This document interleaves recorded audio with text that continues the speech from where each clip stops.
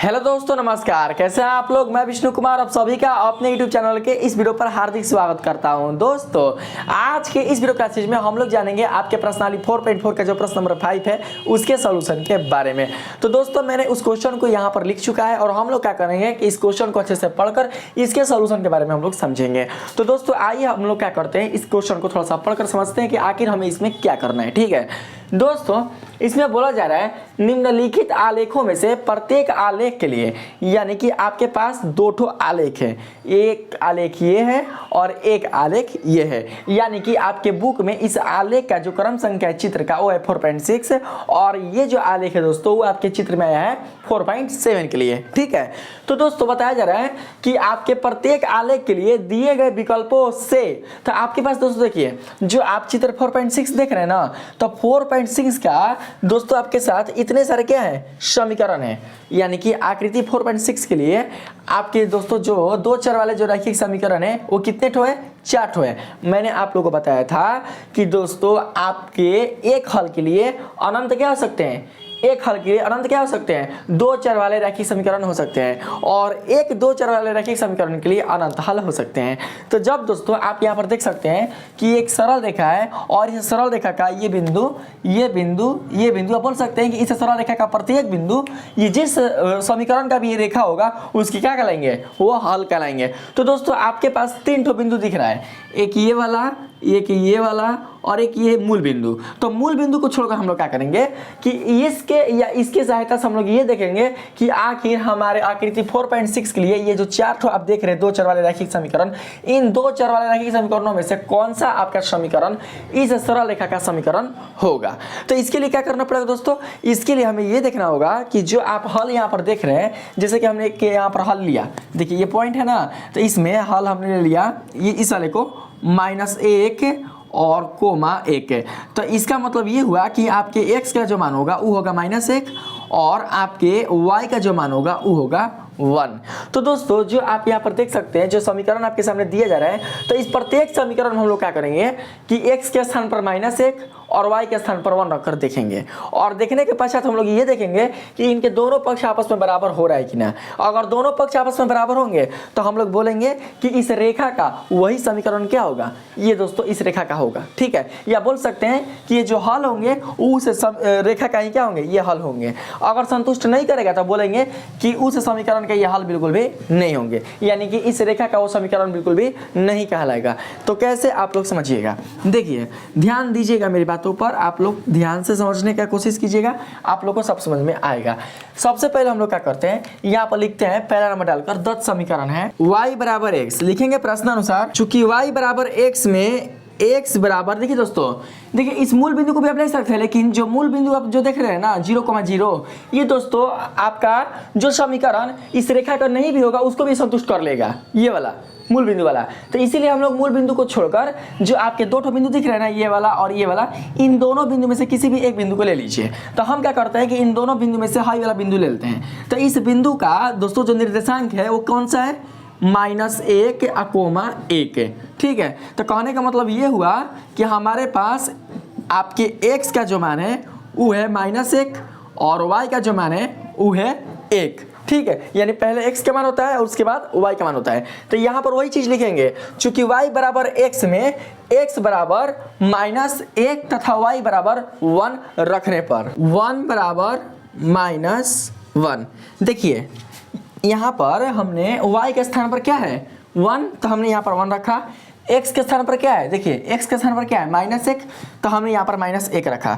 तो दोस्तों देख सकते हैं कि इसका जो आपका दायां पक्ष है, जो दायां पक्ष है और ये जो बायां पक्ष है वो बिल्कुल भी बराबर नहीं है। तो लिख सकते हैं इसलिए LHS not equal to RHS, यानी कि जो ये हल है वो इस समीकरण को संतुष्ट नहीं कर रहे हैं, इसलिए बोल सकते हैं कि जो आपका ये हल होगा इस समीकरण को संतुष्ट नहीं करता है। ठीक है, अतः -1, दिए गए समीकरण का हल नहीं है। फिर चलेंगे दूसरा में ना, दूसरा कौन है, x + y बराबर 0।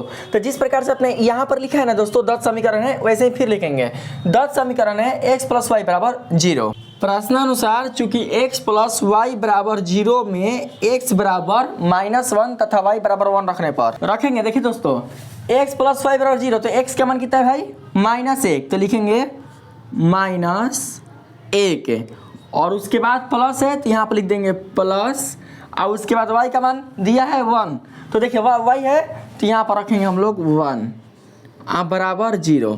तो दोस्तों देखिए यहाँ से निष्कर्ष निकलता है -1 प्लस 1 बराबर 0। तो देखिए दोस्तों -1 का प्लस 1 क्या होंगे यहाँ पर 0, अब बराबर कितना हो जाएगा 0। तो देख सकते हैं कि इसका जो LHS पक्ष है वो RHS पक्ष के बराबर है, तो लिख सकते हैं इसलिए LHS बराबर RHS। तो बोल सकते हैं कि जो दोस्तों आपका -1,1 है वो आपके दिए गए समीकरण का हल होगा, यानी कि इस आलेख का यह एक समीकरण हो सकता है। ठीक, लिख लेंगे। अतः -1,1 दिए गए समीकरण को संतुष्ट करता है। जब संतुष्ट करता है तब पक्का है कि इस रेखा का समीकरण कौन होगा x प्लस वाई बराबर 0। लेकिन बात यहीं पर ख़त्म नहीं होती, अभी आगे कितने बचे हैं 3 और 4। तो हम लोग क्या करेंगे कि इन दोनों में क्या रखेंगे x और y का मान, फिर देखेंगे कि इन दोनों भी क्या है इस रेखा का समीकरण है कि नहीं। तो आइए दोस्तों हम लोग रखकर इसको देखते हैं। दत्त समीकरण है y बराबर 2x। प्रश्नानुसार चूंकि y बराबर 2x में x बराबर -1 तथा y बराबर 1 रखने पर रखेंगे तो क्या होगा देखते रहिए आप लोग।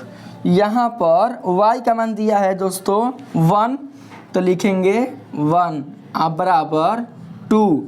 देखिए x का मान कितना दिया है यहाँ पर -1, तो लिखेंगे यहाँ पर -1। तो क्या आएगा निष्कर्ष निकलेगा दोस्तों 1 का 1 2 को -1 से मल्टीप्लाई करेंगे तो आएगा -2। तो देख सकते हैं दोनों पक्ष बराबर नहीं है, 1 बराबर -2 आ रहा है, तो लिख सकते हैं इस तरीके से, इसलिए LHS not equal to RHS। तो इसी प्रकार से दोस्तों हो जाएगा। अतः -1,1 दिए गए समीकरण को संतुष्ट नहीं करता है, या फिर अतः -1,1 दिए गए समीकरण का हल नहीं है। तो इसे दोस्तों हम लोग लिख लेंगे। ठीक है, उतर गया। अब कौन बचा है दोस्तों आपके पास चौथा। तो देखिए चौथा के लिए क्या करेंगे, अब तो जो दोस्तों यहाँ पर तो जगह नहीं है, तो आप लोग क्या कीजिएगा पहले इसे उतार लीजिएगा इतना, और उतारने के बाद क्या करेंगे हम लोग चौथा को दोस्तों बनाने का प्रयास करेंगे। तो देखिए मैं इसी में क्या करता हूँ मिटाकर आप लोग को बताता हूँ, देखिएगा इसी में। तो दोस्तों यहाँ पर हम लोग इसे सुधार कर लिख सकते हैं 2 + 3y बराबर 7x। तो ये आपका हो जाएगा 4 नंबर। ठीक, अब देखिए चूंकि y बराबर जो x आप देख रहे हैं यहाँ पर दोस्तों आप लोग लिख लेना कितना भाई, देखिए 24 लग रहा है, तो आप लोग इसको प्लस कर दीजिएगा इस तरीके से। ठीक है, तो यहाँ पर हो जाएगा 2 + 3y बराबर 7x में x बराबर -1 तथा y बराबर 1 रखने पर। तो दोस्तों यहाँ पर हम लोग जो समीकरण लिए हैं वो कौन सा लिए हैं भाई, तो समीकरण है हमारे पास ये वाला, तो रखेंगे 2 + 3, इसके बाद कौन है y के स्थान पर, y के स्थान पर 1, तो लिखेंगे 1 बराबर, फिर कौन है भाई 7x, तो 7x के स्थान पर कौन आएगा, तो x के स्थान पर -1, तो लिखेंगे -1। तो दोस्तों आप लोग यहाँ पर देखिएगा, यहाँ पर जब हम लोग कैलकुलेशन करेंगे तो मान निकल कर आएगा निष्कर्ष 3 × 3 3 2 5 बराबर 7 को -1 से गुणा करेंगे कितना आएगा -7। तो इसलिए LHS नॉट इक्वल टू हो जाएगा RHS के, यानी ये भी दोस्तों जो समीकरण होगा वो बिल्कुल भी इस आलेख का समीकरण नहीं होगा। तो हम लोग क्या करेंगे यहाँ पर लिख लेंगे अतः -1,1 दिए गए समीकरण का हल नहीं है। तो इस प्रकार से दोस्तों हम लोगों ने आकृति 4.6 के लिए 4 जो समीकरण है, इन चारों समीकरणों में हमने ये देखा कि जो हमारा समीकरण नंबर 2 है वही क्या है इस सरल रेखा का समीकरण होगा। क्यों, क्योंकि इस सरल रेखा का जो बिंदु है वो इस समीकरण को संतुष्ट करता है, इसलिए इस आलेख का समीकरण x + y = 0 होगा। अब दोस्तों आइए हम लोग बात करते हैं आकृति 4.7 के लिए। ठीक है, तो दोस्तों आकृति 4.7 के लिए आपके 4 को क्या है यहाँ पर समीकरण दिए जा रहे हैं, और दोस्तों इसका जो आलेख है वो दोस्तों आपके चित्र 4.7 में है, यानी कि चित्र 4.7 में दोस्तों जो आप सरल रेखा देख रहे हैं आपको ये पता करना है कि इस सरल रेखा का इन चारों में से कौन सा सही समीकरण होगा। तो इसके लिए हम लोग क्या करेंगे कि इस रेखा पर उपस्थित जो दोस्तों आपके बिंदु हैं उस बिंदु के वाले जो मान है उसकी सहायता से हम लोग ये देखेंगे कि आखिर इन चारों में से कौन सा ऐसा समीकरण है जो कि इस रेखा का समीकरण होगा। तो इसके लिए क्या करेंगे दोस्तों, इसके लिए हम वही काम करेंगे जो काम हमने आकृति 4.6 के लिए किया था। तो दोस्तों यहाँ पर देख सकते हैं कि जो हमारा सरल रेखा है इस पर आपके 3 ठो बिंदु उपस्थित है, एक ये वाला, एक ये वाला और एक ये वाला। और ये जो तीनों बिंदु है दोस्तों वो आपके इस रेखा के समीकरण का हल कहलाएंगे। यानी जो आप सरल रेखा आप ये देख रहे हैं ये कोई ना कोई दोस्तों दो चर वाले रैखिक समीकरण का यह रेखा होगा। जिस किसी भी दोस्तों दो चर वाले रैखिक समीकरण की यह रेखा होगा उस समीकरण को इस रेखा पर उपस्थित जो प्रत्येक बिंदु है वो उनका जो हल है दोस्तों वो क्या करेंगे, उस समीकरण को संतुष्ट करेंगे। तो हम लोग यहाँ पर ये देखते हैं कि इस रेखा पर 3 गो बिंदु उपस्थित है, एगो ये वाला और एगो ये वाला और एगो ये वाला। तो ये तीनों बिंदु क्या होंगे, इस रेखा वाले समीकरण का हल कहलाएंगे। तो दोस्तों इन तीनों बिंदु में से हम लोग किसी एक बिंदु को ले लेते हैं। आप इसे भी ले सकते हैं, इसे भी ले सकते हैं या फिर इसे भी ले सकते हैं। तो सुविधा के लिए हम लोग क्या करते हैं कि हम लोग इसे ले लेते हैं जिसमें आपको x का मान मिल जाएगा 0 और y का मान मिलेगा 2। यानी कि इस वाले बिंदु को लेते हैं तो इस वाले बिंदु को लेंगे तो इसका जो हल होगा वो मिलेगा 0,2। तो इसमें दोस्तों आपके x का मान मिल जाएगा 0 और y का मान मिल जाएगा 2, उसी प्रकार से जिस प्रकार से हमने आकृति 4.6 में किया था। तो दोस्तों ये 4 ठो जो आपके समीकरण है तो इस प्रत्येक समीकरण में हम लोग x और y का मान x बराबर 0 और y बराबर 2 रख कर देखेंगे कि कौन सा समीकरण को ये जो हल है वो संतुष्ट कर रहे हैं। अगर जिस समीकरण को ये जो हल होंगे दोस्तों ये संतुष्ट अगर कर देंगे तो बोलेंगे कि वही समीकरण क्या है, इस रेखा का समीकरण है। अगर संतुष्ट नहीं करेंगे तो हम लोग बोलेंगे कि जो समीकरण है वो इस रेखा का समीकरण नहीं है। तो सेम दोस्तों वही काम करेंगे जो हमने आकृति 4.6 के लिए किया था। तो क्या करेंगे हम लोग यहाँ पर कि सबसे पहले यहाँ पर देखिए इसको हम लोग दोस्तों क्या करते हैं, सुधार देते हैं।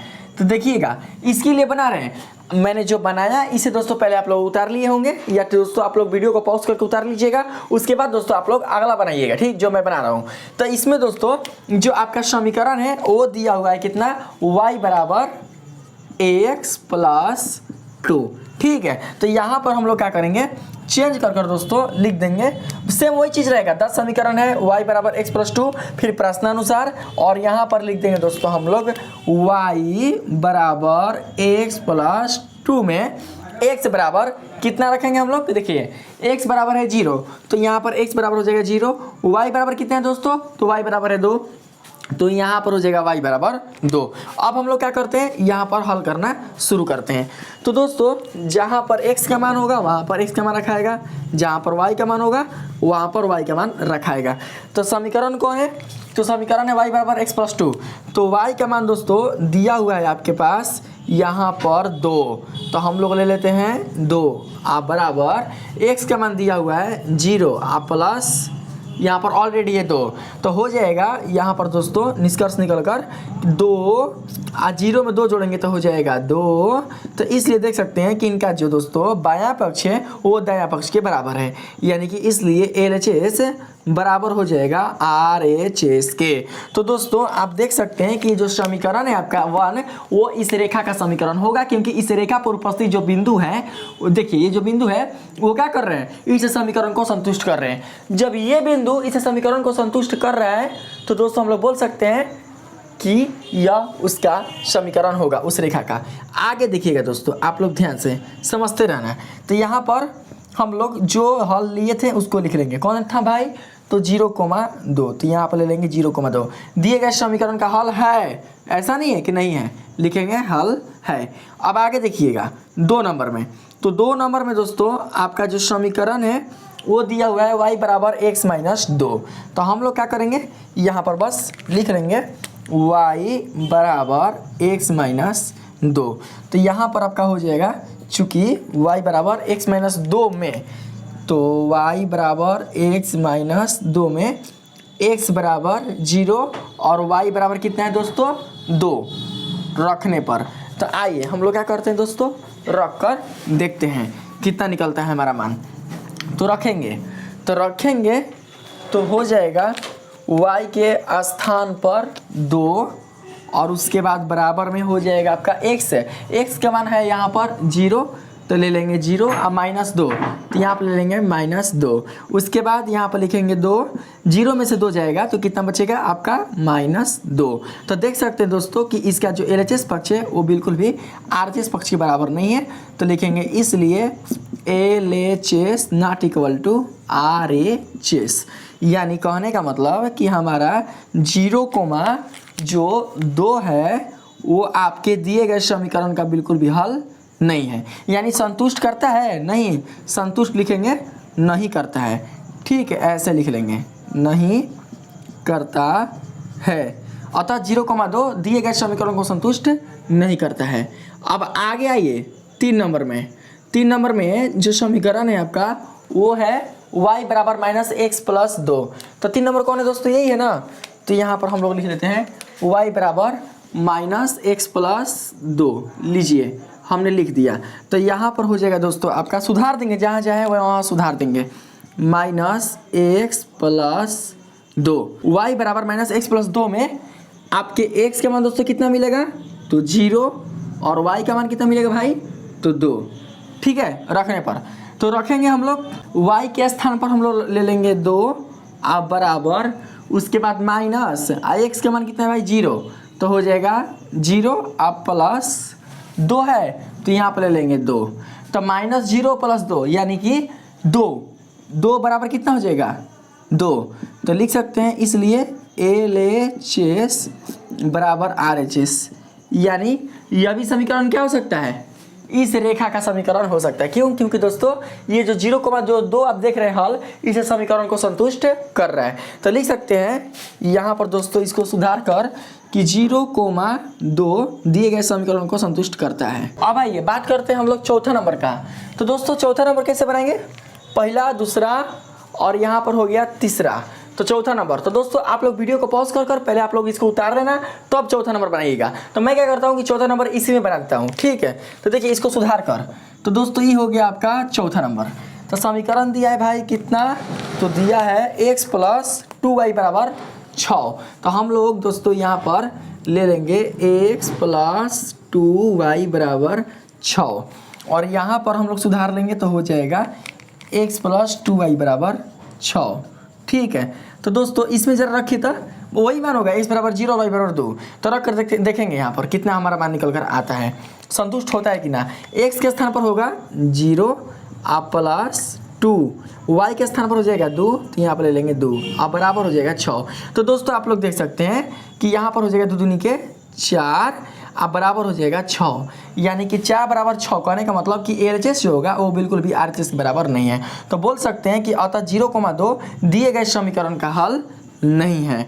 तो इस प्रकार से आप देख सकते हैं कि आपके आकृति 4.7 में दोस्तों आपका कौन कौन आपका हल हुआ, तो एक हुआ आपका हाई वाला, एक हुआ आपका ये वाला हाई वाला, y बराबर -x प्लस 2 देख सकते हैं ये वाला।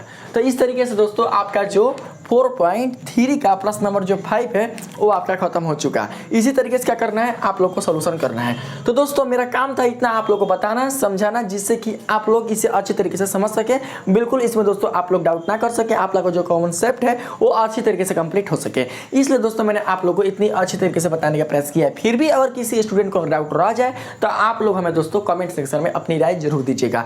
तो अगर दोस्तों आपको वीडियो अच्छा लगा, इस वीडियो के माध्यम से दोस्तों आप लोगों ने इसे अच्छी तरीके से सीख लिया है, तो प्लीज दोस्तों मेरे इस वीडियो को आप लोग लाइक कीजिएगा, सब्सक्राइब कीजिएगा और अपने दोस्तों में भी शेयर कीजिएगा। आज के लिए इतना ही, मिलते हैं अगले वीडियो में, तब तक के लिए धन्यवाद।